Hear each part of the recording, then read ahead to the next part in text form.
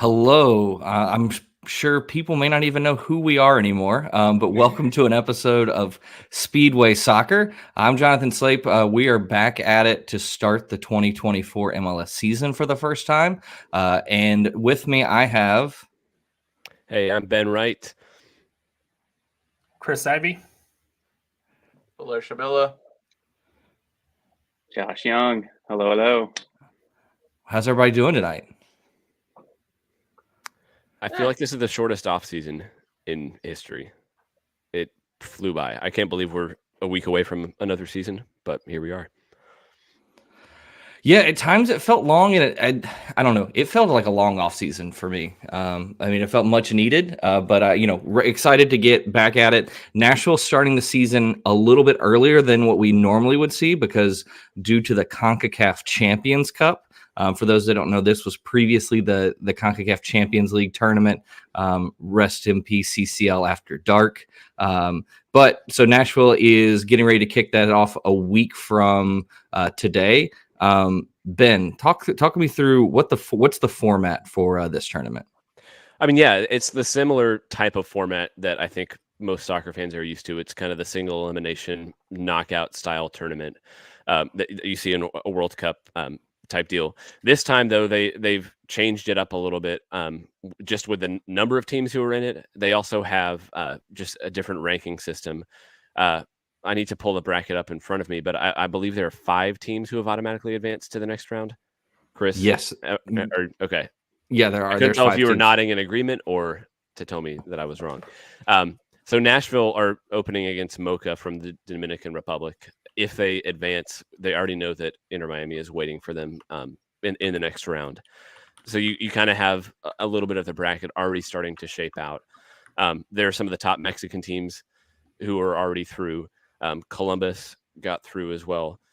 So it's a little bit of a different setup than we've seen in the past, but it is essentially the same type of knockout tournament that you're used to. You've got to win to advance. It's the 2-round away goals type thing that used to be a little bit more common. I think people are kind of moving away from that, but home and home. So Nashville will go to Moca, and then they'll play the return leg in Nashville February 28th, and then it'll be that same type of thing all the way through the final, which is still 2 legs. It's not a single leg final. So that's, I guess, the basics of the format. If anybody else wants to jump in with your thoughts. I would also add that away goals apply here. So unlike the Champions League in Europe, for example, where they got rid of away goals are still the first tiebreaker here at CCC. So when let's just call it CCL. Yeah, I like that much better. It flows better. It just makes sense. But yeah, so the way away goals work, just really quickly, if you're unfamiliar, if 2 teams are tied after both matches, so 2-1, 1-0 in each match, then the team with the most away goals ends up advancing. If the away goals are tied as well, then it goes to the second game, goes into extra time and penalties if needed to decide the winner. Yeah, and so before we talk a little bit more about Nashville and how far we think we can go, if anyone that's looked at the bracket, who's your favorites coming out of this? Have you, do you have anybody you feel is going to make a deep run? Anybody that could surprise some people coming into this? I have Monterrey winning it just because I think they're the best team in North America right now. But I also think just America have the easier side of the bracket by far. They didn't look great in their first leg. I mean, they got through, but they didn't look as convincing as maybe they would have liked. But they're one of the 3 best teams in Liga MX and have just a pretty clear run on their side of the bracket, at least. So I think they should be favorites to at least make the final. And then, it's a toss-up once it gets to the final. I just think Monterrey maybe can edge them out a little bit more if they get that far, but Monterrey have a much tougher path to make it to the final. They have to get through Cincinnati, Columbus on their side of the bracket, potentially Miami as well. So that side of the bracket, which is also coincidentally where Nashville is just way heavier. And I think that the favorites are all on that side. Yeah, I mean, really, whoever comes out of that America and Chivas matchup in the next round, I think has got to be a favorite to get to the final. With Tigres and Monterrey all sitting on the other side of the bracket away from them, you've got to like whoever comes out of that matchup to go on. With just Pachuca and Toluca as the other Liga MX teams on that side. And at least for Chivas or America, most likely New England Revolution or Alohense in the next round, which is a very winnable match for either of those Liga MX teams. So for me, I have America winning it. They've shown over the last year or so that they've stepped up into being one of the up there with Monterrey and Tigres in terms of clubs within Liga MX and capable of winning titles. So that's who I've got penciled in to win it this year. Yeah, so I mean, I think I'm fairly similar boat, but I will say, so my dark horse to make a deep run is SV Robin Hood. So they got to buy. They're based out of Suriname. They got to buy by winning the 2023 Concacaf Caribbean Cup. They'll play the winner of Toluca and Herediano, and then they'll play the winner of Pachuca is going to take on the either Philadelphia or Saprissa. So like, I mean, there's a good chance like they win 2 games, they could they could easily make the quarterfinals, but even potentially a semifinal run, which would be pretty cool from a team that most people probably haven't even heard of coming into this. But now taking a little bit of a more tactical look at Nashville as a whole. We were having a bit of a discussion off air before we got started of where we think Nashville should prioritize and how far that we think Nashville could go. And Josh, what are your expectations for Nashville in this tournament? Yeah, well, I'm kind of happy it comes early in the season. I think at this point, we can expect Nashville SC to start their seasons pretty strong, and we can sometimes see that form really fall off towards the end of the year. But I think the way, we started last season especially should give Nashville fans reason to think that, the buildup of this group and what we know of Gary Smith and his familiarity with his team at this point should let us start the year and start the season strong. And maybe that makes it a good time to come into a competition like this and play some early games in our first international competition. Also, it kind of kills me to be the first person to mention Miami on the pod here, but I think discerning Nashville fans will have noticed that if Nashville does get past Moca, it would be Inter Miami waiting on us in the next round. And I wonder if that's a bad thing. I wonder if this isn't maybe kind of a good time to be catching Miami. Maybe early in the year they seem like they've not had the greatest preseason. It's been well publicized, and they don't seem like they're quite settled in with their group there yet. I wonder if it's kind of a sneaky good time for a team like Nashville that is added some new pieces, but is still kind of a consistent group. Has form, given what happened in Leagues Cup last year, for doing well in a knockout competition. Wonder if this is a good time for Nashville to catch a Miami who you might normally be a little bit scared to meet in the round of 16 in your next round of the competition here. So I think the club should prioritize it, and happy that it's coming early in the year, because I think we can expect Nashville to start the year strong. I think there's just an opportunity here for Nashville SC to get away with the way they play and still achieve some success. And I don't think you can say that about the regular season. You can say it about the playoffs, of course, but the playoffs aren't until the end of the season. So going off of what Josh was saying, this being the start, Moca should by all means, Nashville SC should get through Moca. That's the club has like 10th of the budget of what Nashville SC has. If Nashville SC were unable to get through Moca, it would be as big of a disaster as we saw with Austin last season in this same competition. It was called something else, unfortunately, but it's the same competition. And then you go to the Inter Miami game, and I don't want to talk about the Moca game as a foregone conclusion necessarily. I'm just saying the expectation is for Nashville to win that. There's no way around it. Now, when you look at Miami, I think there is one thing that I have seen this Nashville team succeed at over and over and over again is being the underdogs. As soon as the expectations start piling up on Nashville SC, they start to lose. Once the expectations are not there, they're the underdogs, they're winning. And if they go into that Inter-Miami matchup, round of 16 in the Concacaf Champions Cup, they are going to be the underdogs because Inter-Miami has Messi and Suarez, and I can keep going, but all the pressure will be on Inter-Miami. All Nashville has to do is not even beat Inter-Miami. They just have to not lose to them, and they can be through to a quarterfinals of a continental competition. And at that point, it's anybody's game. I don't know how that's going to pan out, but I think the opportunity for Nashville here is too great to not go for it fully. I agree with what Valair was saying. I have some questions about Nashville's depth and their ability to compete in multiple competitions. And I think maybe we'll get into that here in a second. I think just kind of philosophically, this is still a team that hasn't won a trophy. And I don't think you can overestimate the value of winning your first trophy and just the importance that it brings to a club. I mean, I think we've seen it recently with teams like Orlando or Houston in the U.S. Open Cup, even Miami last year winning Leagues Cup. Obviously, they had other stuff in the works that kind of changed their club around. But I think winning that first piece of silverware is just such a huge moment. And I mean, Davey, rest in peace, Davey Shepard. But he would always talk. He always talks about how winning begets winning. And I think it's a great point. Like winning the first trophy, I think generally leads to winning more. The Concacaf Champions League or Cup or whatever, CCL, isn't the easiest of the trophies that Nashville are going to be competing for this year to win. But I mean, at some point you kind of just got to go out and try to win something. Their priority is always going to be MLS Cup. I think that's great, but that's not for 10 months at this point, or 8 months at this point.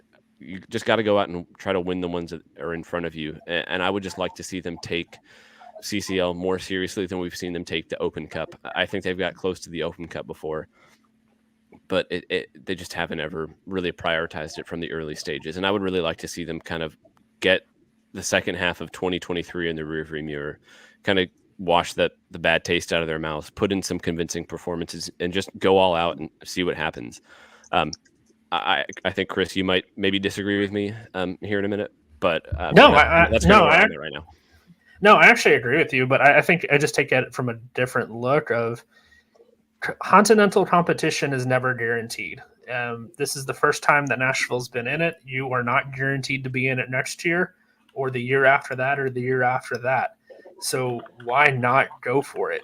I don't think any of us have Nashville finishing anywhere close to winning a supporter shield this year or contending for one. So yeah, take your lumps early in the MLS preseason if it means surviving an extra round of this, because it's not going to be every day that you get a chance to go down to the Dominican Republic or face Messi in the next round, or, you know, if they do make it past Miami, you've got either most likely a date with Monterrey, one of the giants that Nashville has proven that they can beat in a competition, or your arch nemesis FC Cincinnati. So go for it, because it's not a foregone conclusion that you'll be there any future year here to come. Yeah, that's a great point, Chris. And I think it's worth remembering, like, the circumstances that brought Nashville into this competition were somewhat unusual. We had to make the finals on a magical Leagues Cup run to make it here. And, you know, definitely can't be sure of the next time that Nashville SC would even be in the competition. And kind of how much the competition is valued actually kind of leads to, I think, a little bit of an interesting thought experiment. I don't think these are always kind of the best ways to think about things, but I think here it might kind of tell us something about the way that the competitions are viewed. So I'm curious for the group's thought, maybe especially you, Slape, like, if it were on offer for you that Nashville SC would either win an MLS Cup or Concacaf Champions Cup, which one would you take? I mean, I was actually going to bring this up. I would take a CONCACAF Champions Cup over an MLS Cup in a heartbeat. There is only one MLS team that has done it in the modern era, and that was Seattle Sounders 2 years ago. We haven't seen like LA Galaxy, DC United have won, other iterations of this tournament. But no, I would trade a never winning an MLS Cup. Like, give me that CONCACAF Champions League, especially with, I may hate the new Club World Cup that is expanding and it's going to be more of like an actual World Cup tournament. But I mean, that would be huge for the club and huge for the exposure in Nashville. And so also we've seen enough of this Nashville team. Like, they're just not good come June. Like, I'm probably maybe the most pessimistic about Nashville's, fortunes heading into this season. But like, we've seen that this team can win at the beginning of the season. So like, let's focus that at the CONCACAF Champions Cup rather than like, putting in a lot of work to be third and then to end up eighth and lose in the first round of the playoffs. So real quickly, anybody have anything else just like overall about CONCACAF Champions Cup before maybe we talk a little bit about the actual game itself? I just have one kind of point. I know last year in Leagues Cup was kind of probably the highlight of Nashville, period. Like, I would put it at the top of anything that they've done in USL or MLS. I think that run was kind of just magical in a way that we haven't seen and probably aren't going to see in a while. So I don't know if you can maybe replicate that anytime soon. But I do think it shows that even with all their issues, Nashville can compete in a one-off game with some of the best teams in North America. I mean, they went toe-to-toe with Club America. They played Monterrey off the field. I mean, it shouldn't have even been as close as it was in the end because of that disallowed goal that I still think was maybe the best goal Hani Mukhtar has scored in Nashville. That didn't ultimately count.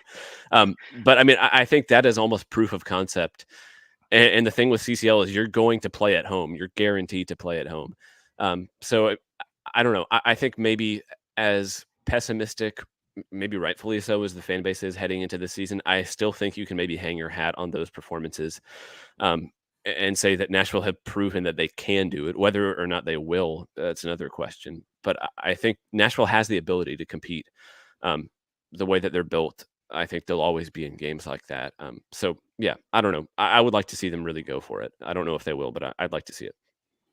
Yeah, no, I would definitely. I think we would all like to see them do it. But looking forward to the game, Valair, I know on Pharma this week you guys talked to somebody, journalist down there that that covers Moca. I don't want to take. People should definitely go listen to that episode. But any quick things or quick takeaways from that conversation, fans that should maybe look out for going into the game against Moca. Yeah, I think just soccer in the DR or professional soccer in the DR, I should say, is a somewhat new concept. The league down there, when I say DR, Dominican Republic, I should clarify, the league down there didn't become professional until 2015. And that's something I learned from Ben Rodriguez, who Slape mentioned, runs a Twitter page that covers DR sports in English. So really helpful for me because I don't speak Spanish. So I was able to kind of learn a little bit more about the Dominican Republic and soccer in general, and that would give you a better idea of Moca. So Moca got to the Champions Cup because of finishing runner-ups in the Caribbean Cup. So the Caribbean Cup that Robin Hood won, the team that Slape was talking about earlier, Moca was the runner-up for it. Now, teams from the DR have won the Caribbean Cup before and have participated in the Champions Cup, but they haven't really left any sort of remarkable results or anything. Chivas played one. New England, I believe, played the other one. Nope, it was the Red Bulls. I'm all over the place. But there are a couple bigger teams in the DR, but this is Moca's first ever continental competition of this magnitude. So they're gonna be pretty excited. I think one thing that I learned about Moca is that it's one of the places in the DR where soccer is big and soccer is an important sport. Obviously, in the Dominican, baseball is the bigger sport. So soccer kind of comes second.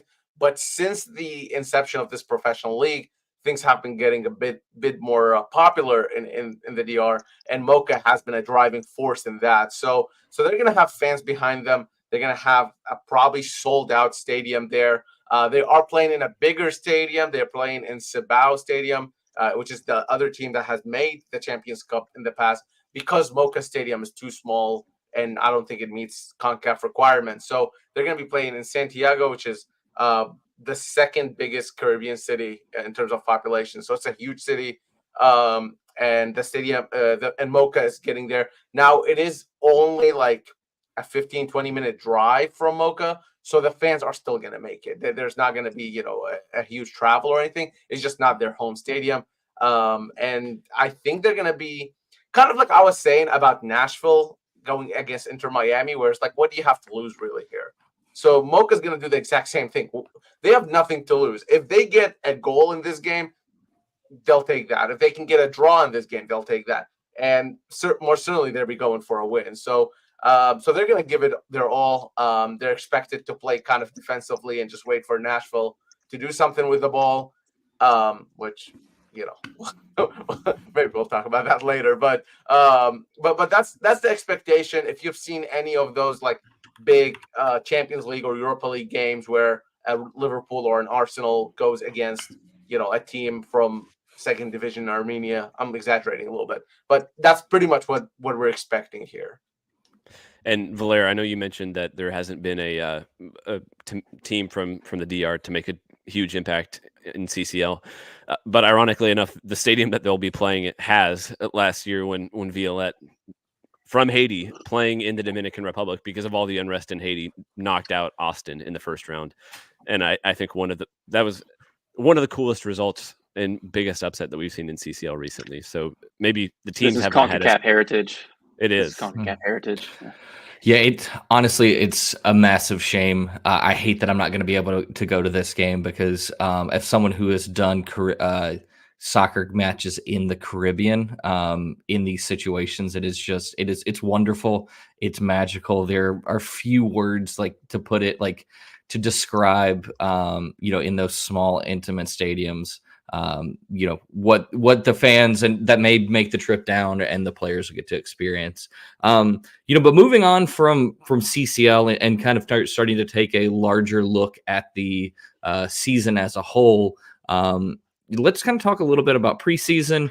Nashville wrapped up their final preseason match of the season with a 1-1 draw over Memphis 901 FC of USL. Of course, like majority of the preseason, we did not get to see anything. But Ben and Valair, I know you were both at the game last week against Birmingham. What are some of the takeaways you guys have, from what little we've been able to see from Nashville this year? Man, we're how many years into doing this remote, and I can't remember to unmute myself. Jeez, sorry about that. I think the big takeaway that stood out immediately was just how much more aggressively they pressed. It didn't quite look like the 4-2-2-2 that you see with Red Bulls, where they really tuck in that kind of the wingers. Their wingers were still pushing pretty wide. But it was immediately noticeable, on goal kicks. They would almost play a 4-2-4, where you had Schaffelberg, Surridge, Mukhtar, and Boyd on the edge of the 18-yard box, just kind of waiting for the goalkeeper to play it short. I think part of it was they knew that Birmingham was that they weren't going to play long from goal kicks as much. But they were playing high pressure from goal kicks. The entire defensive line was a good 10 to 15 yards higher than we'd seen it last year. They were pressing pretty aggressively. Anytime it got towards the midfield circle, I think that they had a much higher line of confrontation than I was expecting. So, I mean, Gary talked about wanting to implement more. I think he called the aggressiveness with and without the ball, and I definitely think you saw it without the ball. With the ball, there were some moments with Tyler Boyd, especially kind of being able to connect a little bit more. He linked up really well with Shaq Moore. And I think he looked really promising drifting inside and combining with Hani and with Surridge. At the end of the day, though, they still resorted to crossing an awful lot. And it kind of feels like they'll maybe try a little bit more breaking down teams from the middle. And then as soon as that doesn't start working, they'll pretty quickly resort to crossing. And that, to me, feels like their biggest issue is that teams are kind of figuring out that Nashville don't want the ball. and they're happy to give it to them, especially at home. And I still don't know where that's going to come from, where Nashville's ability to break down a pretty compact defense is going to come from. I think Dax McCarty did a lot of that. I don't think he did that as effectively towards the end as he had at the beginning. And I don't think that Nashville necessarily have that player on the roster. So I think that's going to be the main thing I'm watching for this season, is how Nashville adapt to needing the ball more and kind of being forced to use the ball more. And if they either shift their tactics, or if any players like Drew Yearwood are kind of able to step up and kind of change some things from what we've seen from him in the past. Yeah, I think pressing is a way for this team to become more positive. And I think a lot of Nashville fans understand and want to see something a little more positive, but that can take different forms. Like, it doesn't have to just be what you do with the ball. And if you don't have maybe the technical quality at the individual player level, or the type of coaching and tactics that are going to give you like a great structure with the ball to like retain possession in the final third and create chances that way, maybe it's the pressing that allows you to kind of take that step to kind of be more positive. We know it's a team of players that have a good game sense, that are really good athletes. I mean, this is a really physical Nashville team at this point. It's kind of one of the hallmarks of this team. And in the player profile, you've got that athleticism kind of built in.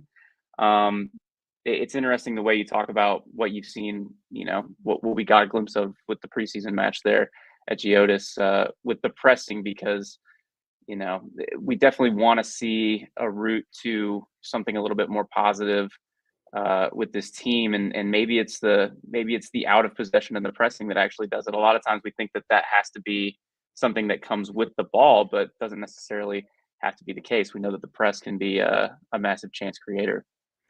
I think my concern with that is that it feels like the main issue with Nashville last year was that they just ran out of gas, and I'm not sure that switching to an aggressive press is the answer to a team that ran out of gas. When really they didn't do a ton with the roster. I mean, Drew Yearwood coming in for Dax McCarty is a big switch in midfield, obviously, which is a position of need. But other than that, it's essentially the same team. I mean, Tyler Boyd for Fafa Picault, I don't think necessarily changes that much in terms of production and maybe even style of play. And so I think at some point you're not going to be able to press for an entire season, definitely not to like the Red Bulls level. And I don't know. I keep coming back to the next step that this team needs to take is actually being able to be dangerous with the ball consistently. And I'm not sure I see that right now. The players talk about it. I mean, Hani pretty much screams it, you know, every time he gets a chance. He's been screaming it for years. Yeah. He says exactly that as kind of the next step for the team. So he's identified it.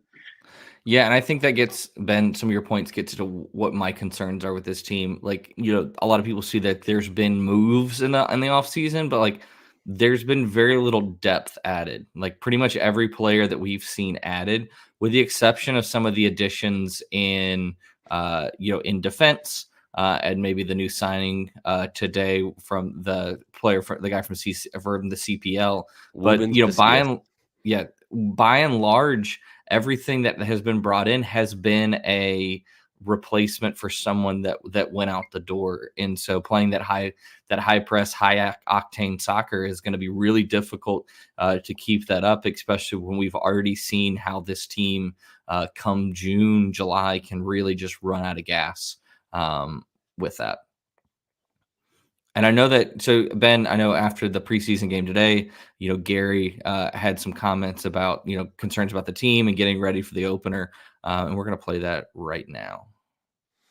Yeah, I would say one of the biggest positives has been the appetite of the players to really apply themselves, and the willingness to be a little bit more aggressive with and without the ball. A couple of new additions, of course, preseason always a process anyway, but I think the attitude of the players and the willingness has been spot on. An area that I'd certainly always feel a tad concerned about are cheap goals. You know, we've given away some very, very cheap goals in pre-season. I know we're better than that. Today's goal is no different. Memphis had very few opportunities or clear-cut chances and have still managed to get themselves on the score sheet. So I would always be concerned about that. But in general, I think yet again we've seen a very, very competitive pre-season. The guys have moved from what, of course, is the early stages of preparation into what we hope is going to be a very progressive, positive start to the season in Champions Cup or in the league. And we've got some challenging games, of course, in a short space of time. Ben? Yeah, I think the guys in the past have shown they are adaptable. Whether that's me asking one or two different things out of the group, slightly different shapes. We have, I think, the basis of how we want to play. That won't necessarily mean it will always be the way. There will be some challenges along this route. 8 games in a very short space of time where there's going to be bodies that need to be turned over. Rest certainly for certain individuals, prioritising certain games that I haven't had to do before. The guys are in a good place physically, I would say that. We've missed some very senior players in those early stages of pre-season. We will still go into these early games maybe with 1 or 2 of them missing. But what I am very encouraged about is the amount of football some of the other guys have been able to get through, how they've prepared, and the sort of shape that we look in. And, I'm looking forward to this game next Thursday. Some real differences in the environment and maybe what we've had to deal with before. And I think this is an opportunity for us to show that we've prepared well and that we're in the right place to get this double-legged affair dealt with and start the season off on a really good note.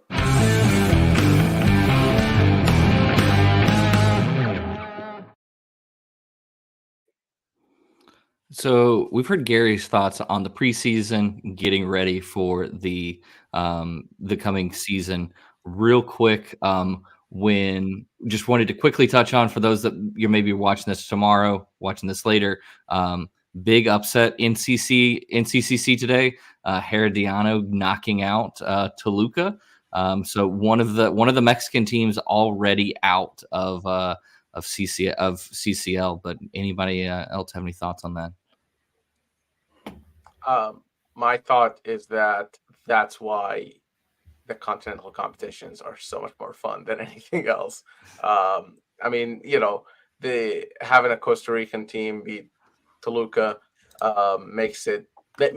That's the magic of Concacaf, right? That's what you want to see. That's what we always watch it for. So I wasn't watching the match tonight. So until Slape says something, I had no idea what was happening, because I looked at the matchup and said, with that result, Toluca playing at home, there's no way. And I should have known better. And that's all I'm going to say. There's always one, and we've gotten the upset out of the way, and that clears the way for Nashville a little bit more. They can rest a little bit easier. As we start thinking about the season, how's everybody feeling? What is, talking to you first, Chris, what is a minimal acceptable season from Nashville this year? I mean, I think for any MLS club, the minimum expectation has to be you get in that top 7 guaranteed playoffs. When half of your conference does that, it becomes the definition of above average, and that's what you need to be shooting for as a minimum expectation. At least in my predictions, I don't have Nashville hitting that mark. I have them getting into the play-in round, partly due to just concerns I have about Nashville, partly due to just this being a really strong Eastern Conference this year. Up and down, the conference is loaded this year with Columbus, Miami, Orlando, Philadelphia. Cincinnati won the Supporters' Shield. I don't even have them finishing in the top 4 in the East. So it is a tough challenge for Nashville this year. But for me, minimum expectations should always and have to be, by default, a top 7 finish. Yeah, and let's talk a little bit about the coaches and just the strength of the Eastern Conference this year. I think we saw that even last year, where the West was pretty weak.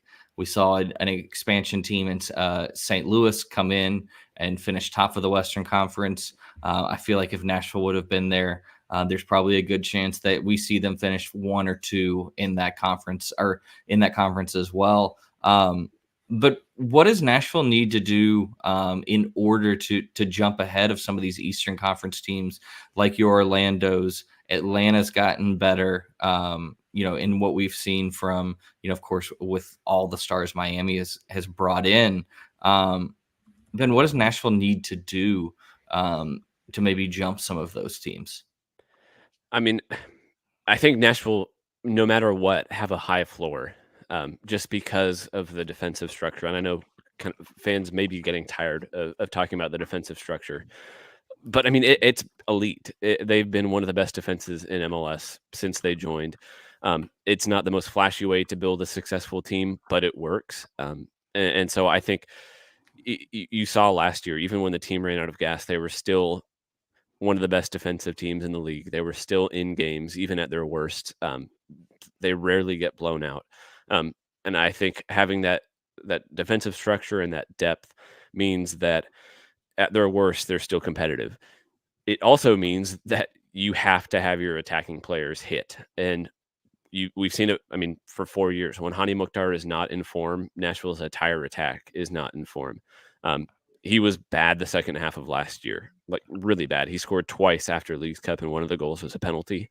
And I think he was kind of, he kind of represented the entire Nashville attack. It was equally as bad as Hani Mukhtar. I think that this is the year that they really need to kind of move away from living and dying by Hani Mukhtar, and I think they've maybe added some of the pieces to do that. I think Tyler Boyd is not going to replace his production, but I think he's a really, really good player.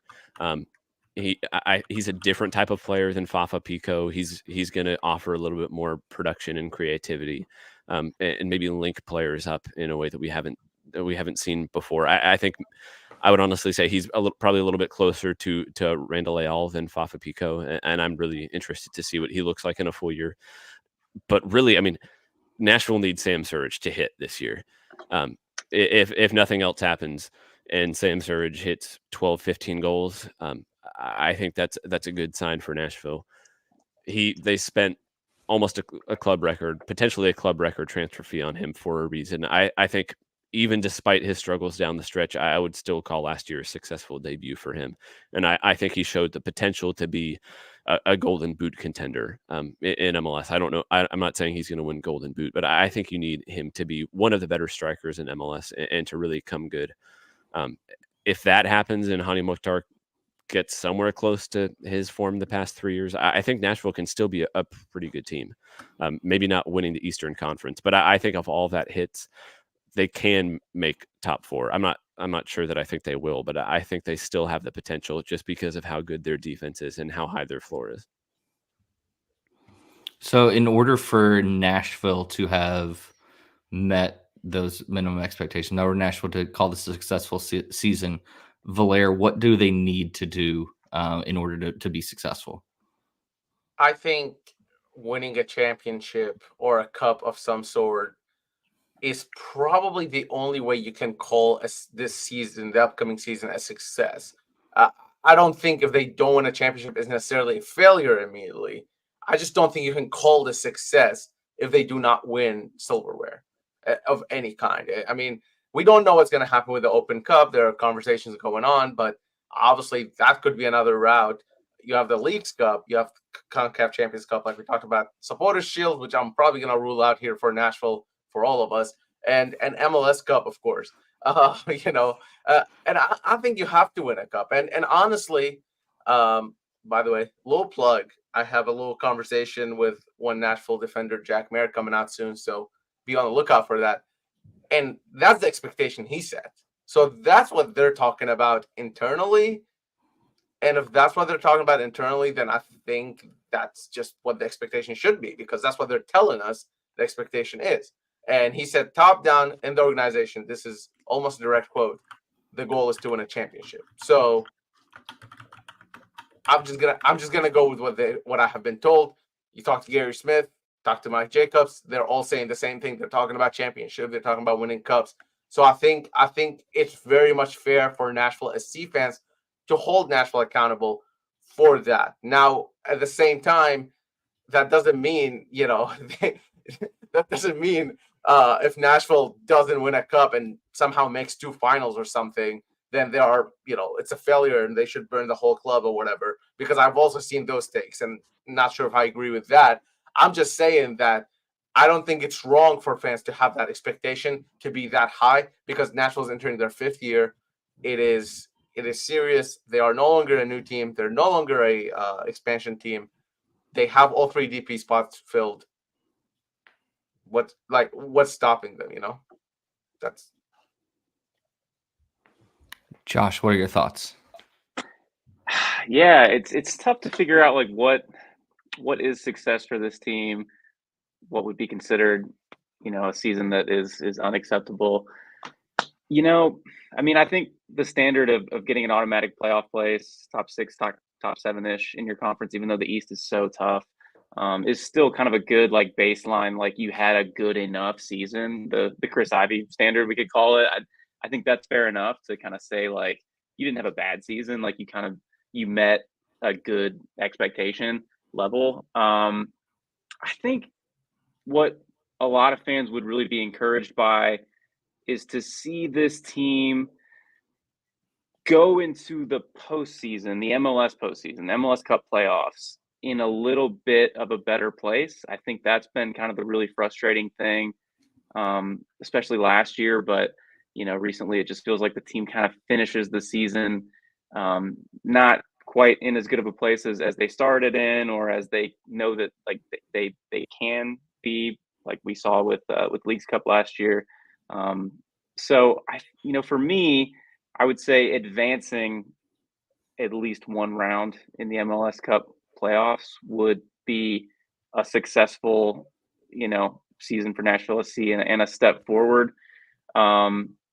And then obviously the cup competitions in between there, like I think CCC is a massive opportunity, as I said, especially given the way we know Nashville SC can start a season in kind of good form. And then, why not another Leagues Cup run? I think that was, as you've said, Ben, maybe the, favorite moment of a lot of Nashville SC fans at this point in the entire history of the club. So, remaining a threat in the knockout competitions, and ultimately, I think ending the MLS regular season and going into the playoffs in a little bit of a better place, and advancing at least past 1 round of MLS Cup playoffs for me would be a good season for the club. Yeah, I think I need to clarify my kind of position on this. I think the minimum expectations always have to be that top 7 guaranteed playoff spot.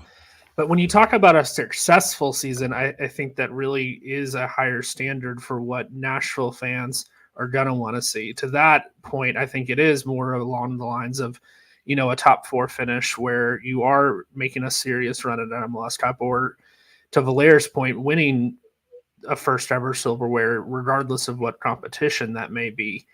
And I think for Nashville fans, we've seen enough of the finishing the middle of the pack this last couple of years and then just petering out of the playoffs, that if you really want to see some level of success, it's going to have to be that higher threshold of what this season becomes to be considered a success, and have good positive feelings about the direction of the club.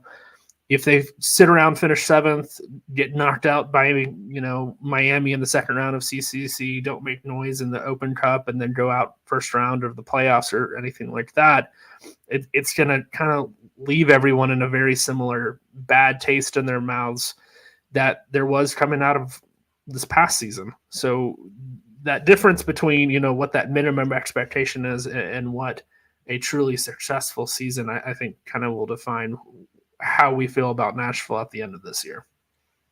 Yeah, and I think what Chris said there kind of explains my next point, is that success and failure is not as binary as we think they are, because we can sit here and I can lay out what is a successful season, what is a failure season, but there's so much in between. There's so much gray in there, depending on what happens and what rolls out throughout the season, right? So, if Nashville wins CCL and doesn't make the playoffs, nobody cares. You know what I mean? Everybody moves on. Like, it's fine. But again, we can sit here and walk through all the scenarios. What I think it's a more sort of productive way of looking at it is that, well, what are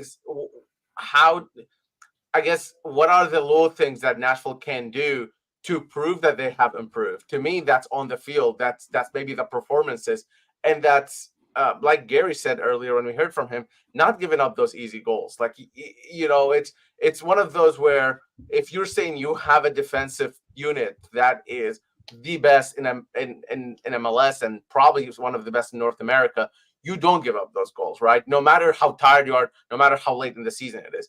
Those are the things that Nashville can improve upon that will eventually show up in the results that aren't necessarily results right away. And like I said, it's a scale. It depends on so many different factors. You can't, I just don't think you can just say this is success. And if it's not a success, it's failure. I think it's a very harsh way to judge soccer or sport. Yeah, I think what I'm going to say is similar. And this is not defining success for Nashville. I think the one thing that they can't do is go out with a whimper like we've seen in the last couple of seasons. I think you can't have your high point of the season be at the beginning or the middle of the year again. Because I think you just can't leave fans with another 6 months of just boring, frustrating, disappointing soccer and then an entire offseason to think about it. Like, I think it would almost be better for Nashville to be awful in the first 5 months of the season, get hot down the stretch, not win a playoff game, but at least be good down the stretch and be exciting and go out with a bang. Like, if you're going to lose in the playoffs, like, look competitive, be able to score a goal in the postseason, like score more than a handful of goals in the final 4 months of the year. Like, you can't, more than anything, I think Nashville just can't afford another dud second half of the year like they did last year. And I think internally too, I mean, they've talked about being really upset with the second half of the year. They've spent the whole offseason evaluating why they think that happens. And I think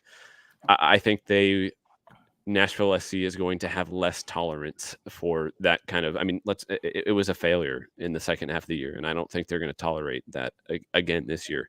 And so, yeah, I don't think any of the players or the coaching staff or whoever at front office, whoever it may be, I don't think they think that they can get away with another performance like that. I don't expect them to have another performance like that, but I mean, really, they can't have another 6 months in the second half of the year like they did last year. I think there is one way that they can do that, and that's if they win Concacaf Champions Cup. Yeah. Because if they win the Champions Cup, I mean, just, take the whole rest of the season off. I mean, and we've seen that, like that. We've seen that quite often with the team. I mean, we saw that with Seattle when they won CCL, that they didn't make the playoffs after that. But I mean, I think they all felt pretty good about that. They almost squeaked in. But I also think that's part of the beauty of, an MLS league where 9 teams get into the playoffs if you count those 2 play-in games. But you have that ability there as well. I guess before we wrap up, we've talked about what are the expectations for this team, what's success. But I'm going to take it a little bit negative here for a second, and I'm going to make Josh talk about this first. If Nashville struggles this year, why is that?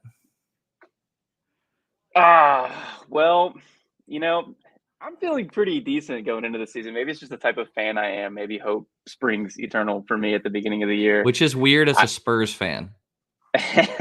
Of course, nothing good will ever happen to me as a Spurs fan, but maybe for Nashville. But no, I'm thinking more along the lines of like I'm envisioning a course towards like a really good year. But to answer your question, I would flip, some of the things that I'm thinking about on their head. So like the things that could go wrong would be the inverse of one thing that I am expecting to go well is Sam Surridge, and so much conversation around how good he looks coming out of the off season, coming into the year. And I really think he could just explode. And like, I think he could be the best striker in MLS, why not? But let's say it's not happening for him and he's struggling.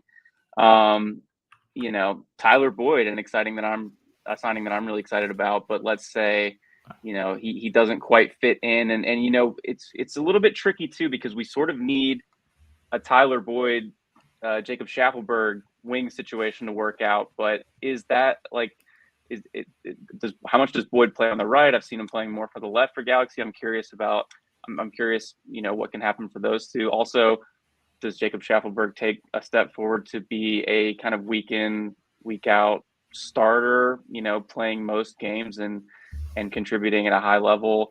If he doesn't take that step, and then finally, the central midfield signings, like a reason for optimism for me. Like I'm excited to see that we've finally added some different options in central midfield with Drew Yearwood and the other fellow Sadich. So I'm encouraged by that. But if they can't see the field over the current options, and the current options, do what they do for better or for worse and with their limitations, and there's nothing new as far as creativity, ball progression out of the center of the park from central midfield, then we could see the club limping towards the end of the season once again, and fans would leave the season with a bitter taste in their mouth again. Yeah, and I think that kind of goes into my biggest concern about Nashville. It's for the last year or so, it's been the midfield, and it still is the midfield for me. There is some changes in the midfield from last year. Out is Dax McCarty, in is Drew Yearwood. Marsadich was signed as well. But to me, it was more of not necessarily, I'm not going to say Dax for Yearwood is a like-for-like replacement, but one can progress the ball via passing.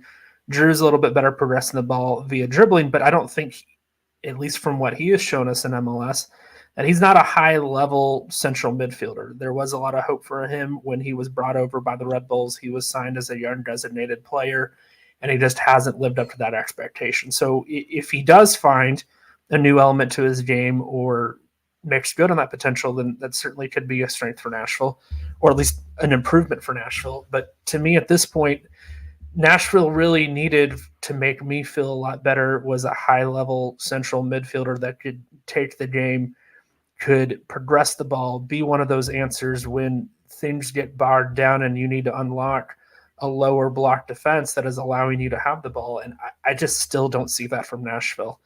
So for me, that's been my biggest concern, and that will still be my biggest concern until I see otherwise. Yeah.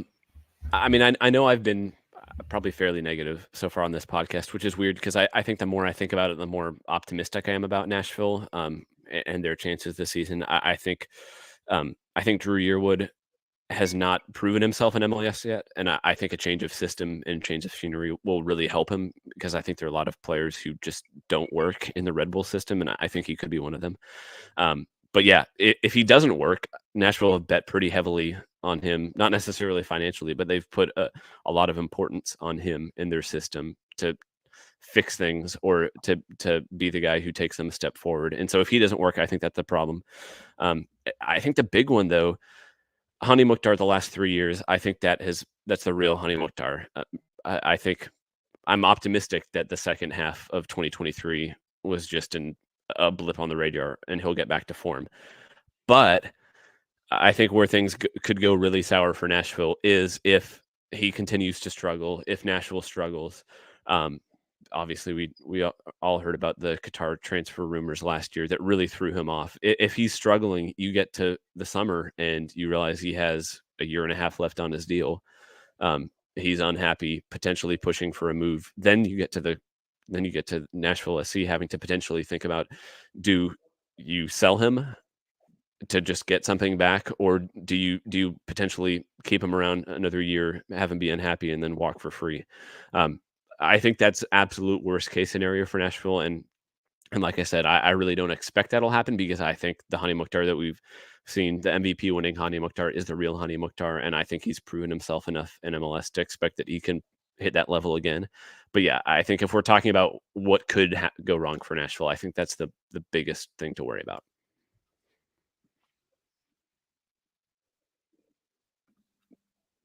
I'm just pulling a bin here. No, I think echo a lot of the things that I'm concerned about, and it's for me the big thing is the lack of a box to box or even like an attacking midfielder that can play as an 8.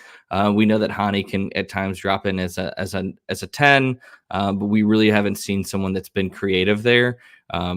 There's always been a hope that maybe Randall Leal could do that, but it seems that Randall Leal can't even seem to stay healthy.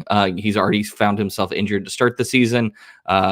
And so I think that, that's really the big concern. But I think, stepping away from the negatives and looking into some of the positives is, thinking about, who's going to score the goals for Nashville. And I think just real quick question from everyone. I think who's going to score the most goals? Hani Mukhtar, Sam Surridge. Sam Surridge for me. Ooh. Hani still takes the PKs. That's going to help bolster. I think if we're just talking about like, I think for the better, if Sam Surridge is the golden boot for Nashville SC, golden boot winner for Nashville SC, then I think that would bode better for Nashville SC than if Hani Mukhtar was again. I think if Sam Surridge is the golden boot winner for Nashville SC, I think that bodes better for Hani Mukhtar because that means he's setting it. That probably means that Hani Mukhtar is setting Sam Surridge up and probably scoring a handful himself. Yeah, and it might mean he's playing a little bit deeper. It might mean he's playmaking more. We see that he wants to do that sometimes, but then at the same time, he's sort of known for a long while that he needs to be getting on the end of chances because he is the clinical finisher. But I don't think that's the case anymore. I think Surridge, he's such a clean finisher. I think that he could have a massive career in MLS here. I'm so excited about him, and especially this season after he's had the full off season. I mean, I wonder if we could have 2 20-goal scorers. I really do. Like maybe that's overly optimistic, but like, are you talking all comps or just MLS? I mean, let's make it MLS. Has it happened in recent history? I don't know. I mean, Hani can get there. I think you almost expect that he's going to be in and around those places, but like, is 15 goals for Surridge that unrealistic? Probably not. So I don't know. It's the beginning of the year. Why not 20? I don't know. I like how we just spent like 10 minutes just talking about the negatives and how everything is, it's like that's fine with like the fire meme and everything, but one simple question from Slape and Josh is out here like 20 goals. There are 2 of them in there. He's ready to go. He's ready to go. It's Slape that made me make the negative case for what's the worst thing that could happen. It's so right. Slape. It's so Slape. I mean, you should tell. We should do the inverse on you, Slape. You should tell us what is the path that happens that makes this a really great season for Nashville SC. Like, what are the things that go well? Like, I'll spot you. Sam Surridge gets 20 goals, but like, what's the path towards like a really outstanding season for Nashville SC? Let me flip it back to you, sir. I think for a really successful season for Nashville, we see a few different things. We see Shaq Moore be the attacking fullback that he was in Tenerife, what he can do. For the longest time, he hasn't had someone really a target to play those balls in. Walker Zimmerman stays healthy throughout the entire year. We're probably at some point going to lose him either in 2 different ways. We have the Copa America this year, and there's also he's made it clear that he would love to be one of the overage players for the 2024 Olympics. So I think in one way, we have like 100 center backs though. Well, I'd say that's the thing is that we have 100 center backs, and so watch Lucas McNaughton get called up for Canada though. No. I'll spare my Canadian hate for this podcast, but no, I think that Drew Yearwood steps up and has a breakout season. I think if Nashville is really successful and has a really great season, it's going to come with what happens in the midfield. And Drew Yearwood's going to be the key. I'm personally a little pessimistic on that, but I think that's what's going to happen in order for Nashville to do well is, we see Shaq Moore step up. we see the midfield chip in with goals, and then maybe Schaufelberg continues to his trajectory and steps up at a further level, and maybe just maybe somebody from the youth team gets a couple starts and gets us a little bit excited about some of the youth prospects down in Huntsville. Yeah, I think, I've been kind of negative, in my outlook so far. As much as Josh jokes about, the 20 goals for Surridge, I think we all groan at the time when we talk about a signing for next year and how that's been used at times when Nashville's made a striker signing. But that really could be the case for Surridge. And if that's the case, I think Nashville can do much better than where we or others have them predicted. Surridge came in and we saw how much of a lift he provided when Hani was in form and playing well, and how much he was able to hit the ground running in League Cup. It was only when his service and the rest of the team's tired legs kind of dried up anything in the attack that he also fell off the radar. I mean, we spent, 3 seasons clamoring for a high-end striker, and we finally have one. From everything that we've seen from Sam Surridge is that he's got the technical ability, the play style to fit Gary's system, and the trust to be inserted in the lineup. So while I do have concerns about this team, I mean, it's the one thing we've been asking for, and it will be great to see what Sam does this season and how high he can elevate the attack with the different qualities that he brings. Yeah, I mean, I think that's it for me. I mean, Surridge was basically scoring a goal every other game during some of his stints in the championship. I mean, he was a borderline Premier League player. I don't think he's necessarily the same profile of or level of player as Cucho Hernandez, but he's not that far off either. And I think we've seen that kind of player just come to MLS and dominate. So I really think I think he's the real deal, and I think Nashville fans are going to be excited to finally have a number 9 who can actually score goals. And yeah, if it goes well for Nashville, it's because Surridge is scoring and he and Hani have a really good partnership. I think a lot of last year you saw maybe the effects on Hani of just being the guy all the time, or down the stretch he was taking shots from bad angles, almost not realizing that he had Surridge open in the box. And I think getting a little bit more of a connection where Hani realizes that he can pass instead of taking a less than ideal shot. I think that will go a long way. The other thing, fans aren't going to love this, but I mean, I think a guy like Mackenzie Gaines could really be interesting for Nashville. He's the type of move that Nashville has crushed so far in MLS. I mean, you've seen it with Jacob Schaffelberg. He was pretty a pretty uninspired move initially, and I don't think anybody was thrilled to see Jacob Schaffelberg come from Toronto, and now he's a fan favorite. He's one of the most dynamic players on the roster, and I think Gaines has a lot of similar qualities, enough so that I think finally Nashville has a dynamic winger that they can bring off the bench when they need a goal late. I think that's honestly been a huge issue for them. No disrespect to any of the players that they've had on the roster, but I think bringing in Gaines when you need a goal is a completely different look than bringing in Alex Muehl or Luke Hawkinson or a player like that. And so I think we've maybe talked about how midfield depth is an issue, but I think they have a lot of depth on the wings that we haven't seen from this team before. If they can stay healthy, if Randall Leal can get healthy and even contribute off the bench, I think it could be a very different looking attack from Nashville than we've seen before. And I think that's a huge positive. Yeah, so less than a week before Nashville gets started in Concacaf Champions Cup, and then just a little over a week until Nashville gets started at Geodis Park on the 25th of February against Red Bulls. I will say that I am quite tired of ending or starting seasons against the Red Bulls. That seems to have been this will be the third season in a row that either the opening or the ending game will be with the Red Bulls. But real quick, does Nashville get their first win over Red Bull this year? Yeah, we have a hard time with them. I don't think so. I'm really high. I'm gonna be honest. I'm really high on the Red Bulls. I really like Emil Forsberg. I think that's a fantastic signing from Leipzig. So I'm excited. I'm honestly excited to see him play in person. But I don't think. I think it'll probably end up being a draw. But before we get out of here, anybody have anything they want to plug? Anything coming up? I want to make sure. I think Valair, you have some stuff coming up. Yeah. First of all, I'm gonna be in the Dominican Republic in Santiago, watching the game, covering the game. So I'll have live updates. I'll have live videos of the tree if you're into that. Specifically for Ben, that's what I'm doing that for. So definitely check out my Twitter and Instagram at Valair Shabilla. If you don't know how to spell it, it's written down here if you're watching this. And if you also still don't know how to spell it, then just do your best and look for the bald guy with the beard. Anyway, all that aside, I am starting a new show starting next week.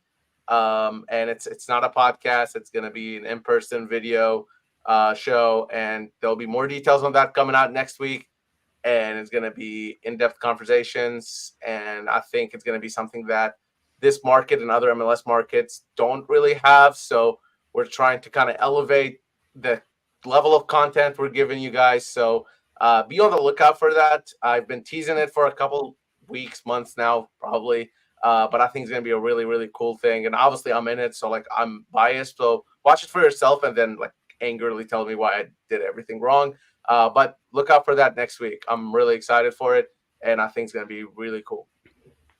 I'll echo Valair's plug because I'm very excited for that. And I think it's going to be awesome. Quick plug of my own. Obviously, BroadwaySportsMedia.com. Check that out for everything Nashville SC. But without spoiling anything, I would also be checking Backyard.com a lot more regularly this season for some fun Eastern Conference type stuff that I'll be able to share more details on soon. Well, I don't have anything new, so I feel like I'm a little coming in here shorthanded. But same as always, Chris Ivey 865 to follow me on Twitter, and all my written work you can find this season, as always, at BroadwaySportsMedia.com.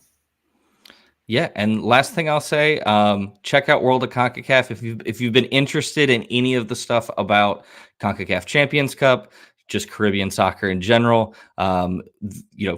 I used to do that with myself and two other people outside. Well, one from Nashville, but we cover the CONCACAF region as a whole. Of course, check out the Speedway Fantasy MLS League. The link is in our Twitter, and then I'll throw it over to Ben for one last thing, and then I'll let him get us out of here.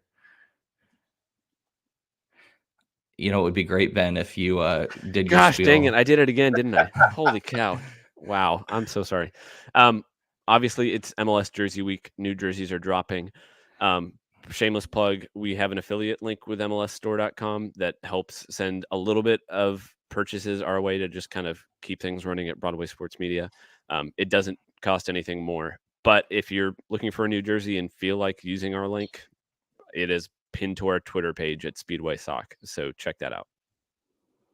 Well, all right. Well, thank you, everybody. I know we had to get a little bit of the preseason rust off ourselves. We're going to try to make this a more regular thing going forward through into the season. But, thanks, everybody, for tuning in, and we'll see you guys soon.